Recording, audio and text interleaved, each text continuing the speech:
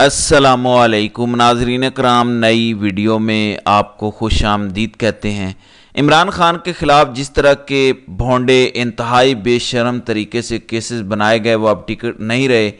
नौबत यह आ गई है कि सरकारी वकील जो कि हर बेशर्मी में आगे आगे थे, अब वो भागना शुरू हो गए हैं। अब वो जजेस का सामना नहीं कर पाते, मुंह छुपा के भागते हैं।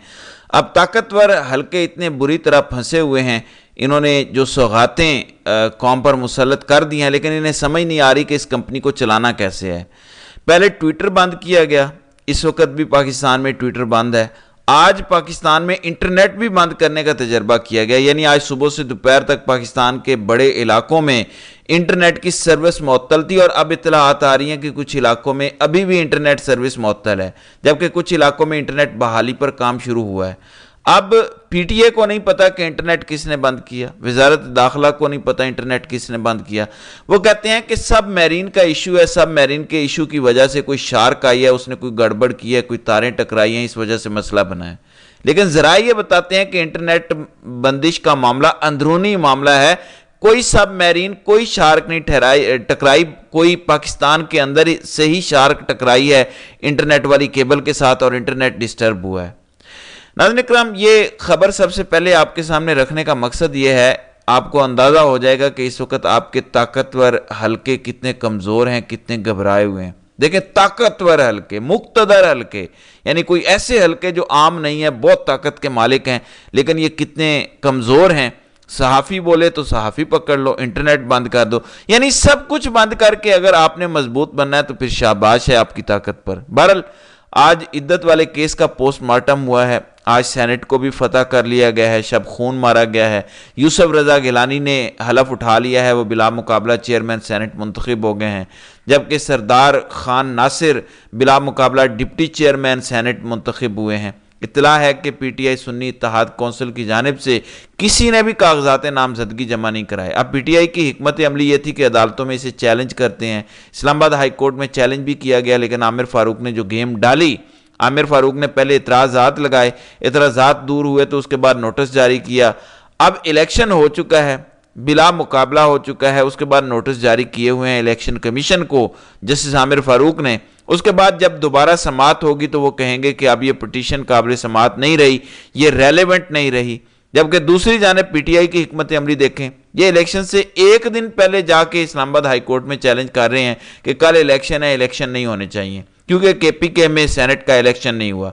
फिर कागजात भी जमा नहीं करवाए। ठीक है, आपको पता है कि आपके पास अक्सरियत नहीं है, आपका ना तो चेयरमैन सेनेट बन सकता है, ना डिप्टी चेयरमैन सेनेट बन सकता है, लेकिन फिर भी आपके पास अगर एक सीट भी हो तो आप पॉलिटिकल प्रोसेस फॉलो करें, कागजात नामजदगी जमा करवाते हैं। लेकिन आपको देखें, आपको पता था कि वजीर आजम इलेक्ट नहीं हो सकते उमर अयूब, तो क्यों उमर अयूब ने वजारत उज़्मा का इलेक्शन लड़ा, क्यों स्पीकर के लिए आमिर डोकर के कागजात नामजदगी जमा करवाए गए। तो ऐसी चीज़ें कुछ हैं जिनमें वाज़ेह तौर पर पीटीआई की कमज़ोरी दिखाई देती है। बहरहाल नारेबाजी हुई कि कौन बचाएगा पाकिस्तान, इमरान खान, चोरी का सेनेट इलेक्शन नामंजूर, ये शोर शराबा बड़ी हद तक हुआ।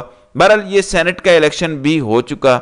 एक मुख्तलिफ चीज़ खबरें थी कि चेयरमैन सेनेट इस्टेब्लिशमेंट का होगा, वैसे तो सारे इस्टेब्लिशमेंट के टाउट हैं, लेकिन डायरेक्ट इस्टेब्लिशमेंट का होगा, यानी अनवारुल हक काकड़, फैसल वाडा वगैरह होंगे।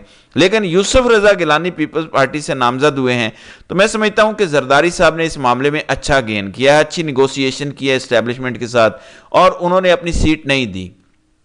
दूसरी जानिब जाते जाते justice Ibrahim Khan Peshawar high court के चीफ जस्टिस ने पूरी जुडिशरी के साथ जो किया है, बड़ा ही अच्छा कदम उठाया है। उन्होंने अपना आखिरी फैसला दिया है कि अदलिया में करप्शन, ट्रांसपेरेंसी इंटरनेशनल को दोबारा रिपोर्ट जारी करने का हुक्म दिया है।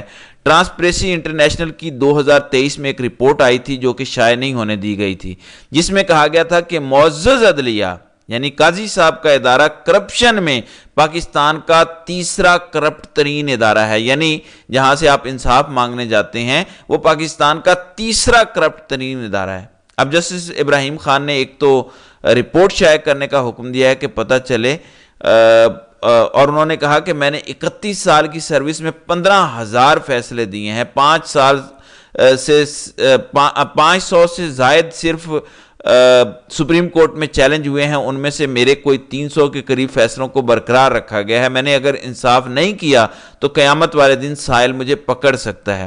پھر انہوں نے کہا کہ 24 اپریل سے پہلے رپورٹ عدالت میں پیش کریں اور شائع کریں، اور صرف 2023 والی نہیں، اس میں مزید 2024 کے حوالے سے جو مواد ہے وہ بھی شائع کریں۔ تو یہ قاضی کے لیے ایک بڑا تماچا ہوگا کہ انہوں نے ٹرانسپریسی انٹرنیشنل کو حکم دیا ہے کہ آپ یہ رپورٹ شامل کریں تاکہ پتہ چلے کہ کون کون سا جج کرپٹ ہے۔ عدالت عالیہ، عدالت عظمیٰ، تو عالیہ اور عظمیٰ کے جو کالے کرتوتوں کا ہے وہ پتہ چل جائے۔ تو یہ بہت بڑا دبنگ فیصلہ جسٹس ابراہیم خان نے کیا ہے۔ پھر حامد میر کہتے ہیں کہ اس حکومت کا خاتمہ نہیں ہوگا، انہیں باندھ کر روکا جائے گا، اتنی گالیاں پڑوائی جائیں گی، اتنی مار ہوگی کہ اگلا الیکشن شاید نون لیگ نواز شریف کی قیادت میں لڑنے کے قابل ہی نہ رہے۔ ان کو جلدی نہیں چھوڑا جائے گا، یہ تو کوشش کریں گے کہ ہم بھاگ جائیں، مظلوم بن جائیں۔ تو حامد میر کہتے ہیں کہ ان کو باندھ کے رکھا جائے گا، گالیاں پڑوائی جائیں گی، اور اتنی ان کی مخالفت ہو جائے گی کہ 17 سیٹیں جیتنے کے بھی یہ قابل نہیں رہیں گے، یہ اتنے گندے ہو جائیں گے، یہ اپنے آپ سے نفرت کریں گے، اتنا ان کو اسٹیبلشمنٹ گندا کرے گی۔ جبکہ محمد زبیر کہتے ہیں کہ آج نون لیگ کے پاس نہ صلاحیت ہے نہ مینڈیٹ ہے، ان کے پاس کچھ نہیں ہے، ان کے ہاتھ خالی ہیں۔ پھر رضوان عباسی وکیل ہیں عدت میں نکاح کیس کے، توشہ خانہ کیس لگتا ہے تو اس میں بھی عمران خان کے خلاف رضوان عباسی پروسیکیوٹر ہوتے ہیں، یعنی جو بھی کیس عمران خان پر ہے سٹیٹ کی طرف سے پروسیکیوٹر رضوان عباسی مقرر ہوتے ہیں۔ پچھلی سماعت پر 7 والی عدالت میں وہ بیٹھے رہے، ان کی تصویر بنا کے بھی جج شاہ رخ ارجمند کو پیش کی گئی کہ یہ دیکھیں بیٹھے ہوئے ہیں مگر عدالت نہیں آ رہے، تو انہوں نے کہا کہ میں عدالت میں نہیں آؤں گا۔ آج پھر وہ نہیں آئے کیونکہ آج چانس تھا عمران خان اور بشرا بی بی کے خلاف یہ جو بھونڈا کیس بنایا گیا عدت میں نکاح والا، اس کی سزا ختم ہو جائے گی، لیکن وہ پیش نہیں ہوئے، اور آج جج صاحب نے کہہ دیا کہ اگر رضوان عباسی آئندہ سماعت پر پیش نہیں ہوتے تو میں فیصلہ سنا دوں گا۔ 15 اپریل تک کا وقت دیا گیا ہے، یعنی عید کے بعد جب کیس لگے گا۔ انہوں نے کہا کہ ہمیں بہت افسوس ہوا، یہ پچھلی دفعہ بھی پیش نہیں ہوئے، یہ عدالت کا مذاق اڑا رہے ہیں۔ ظاہر ہے منہ نہیں دکھا سکتے، آج بھی چانسز تھے سزا کل عدم ہونے کے، لیکن کیونکہ رضوان عباسی نہیں تھے تو اب جج صاحب نے کہا کہ وہ نہ آئے تو میں فیصلہ سنا دوں گا۔ پھر حیران کن طور پر آج کی جو پازیٹیو چیز ہے، جو سٹیٹ کے پروسیکیوٹر ہیں رانا حسن عباس، انہوں نے بجائے عمران خان اور بشرا بی بی کے خلاف دلائل دینے کے، حالانکہ وہ مخالف وکیل تھے، مگر انہوں نے حق میں دلائل دے دیے۔ انہوں نے کہا کہ عدالتی دائرہ اختیار کا تعین کیے بغیر عدت میں نکاح کیس کا ٹرائل کیا گیا، نکاح لاہور میں ہوا، اسلام آباد میں نہیں، لہٰذا اسلام آباد کے اندر یہ کیس نہیں سنا جا سکتا تھا، یہ کیس لاہور کی عدالتوں کا تھا، اسلام آباد کی عدالتوں کا نہیں تھا۔ اب یہ دلائل دے رہے تھے، سلمان اکرم راجہ بھی ساتھ تھے، عثمان گل بھی موجود تھے، وہ سارے یس کا نشان بناتے رہے۔ اس پر ثاقب بشیر کہتے ہیں، وہ لکھتے ہیں کہ صورتحال میں بڑی تبدیلی، اسلام آباد سیشن کورٹ میں عدت کیس میں سرکاری وکیل ڈپٹی پروسیکیوٹر رانا حسن عباس کے دلائل بھی عمران خان اور بشرا بی بی کے حق میں نظر آ رہے ہیں۔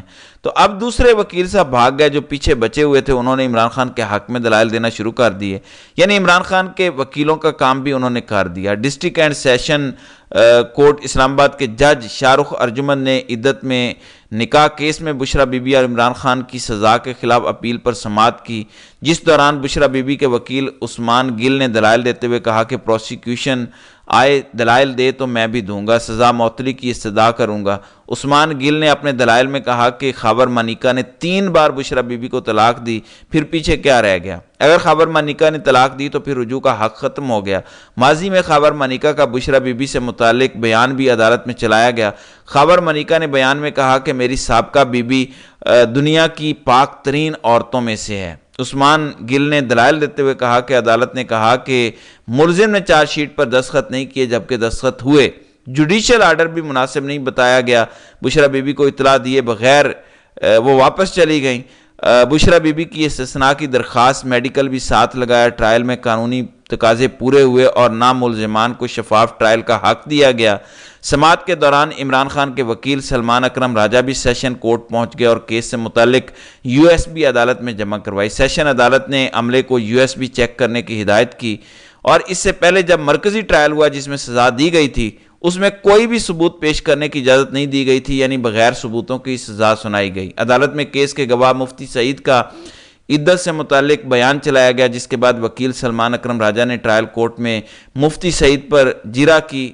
सलमान अकरम राजा ने कहा कि हमारे खिलाफ ट्रायल में हर काम जुमे के रोज़ शुरू होता है और हफ्ते को फैसला आ जाता है। मुफ्ती सईद ने कहा कि मुझसे ओन चौधरी ने रब्ता किया, पिछले और नए केस में भी ओन चौधरी ने मुझसे रब्ता किया। मुफ्ती सईद ने कहा कि मेरा निकाह और इद्दत से मुतालिक बयान वही है जो दिया है।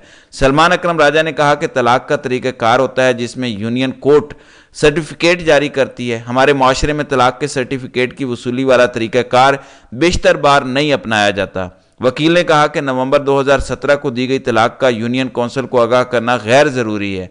बुशरा बीबी ने कहा कि अपने निकाह से मुतमईन हूँ। बहरहाल अब 15 अप्रैल की डेट है, अगर वकील पेश ना हुए तो फिर इमरान खान और बुशरा बीबी की ये सज़ा कलअदम हो जाएगी। इससे पहले तोशा खाना केस वाली सज़ा ख़त्म हो चुकी है, तो अब बुशरा बीबी की रिहाई के चांसेस ईद के बाद बढ़ गए हैं। तो देखते हैं कि क्या होता है। तो नाज़रीन कराम, आपकी इस वीडियो के हवाले से क्या राय है? आप अपनी राय का इजहार कमेंट सेक्शन में ज़रूर कीजिएगा।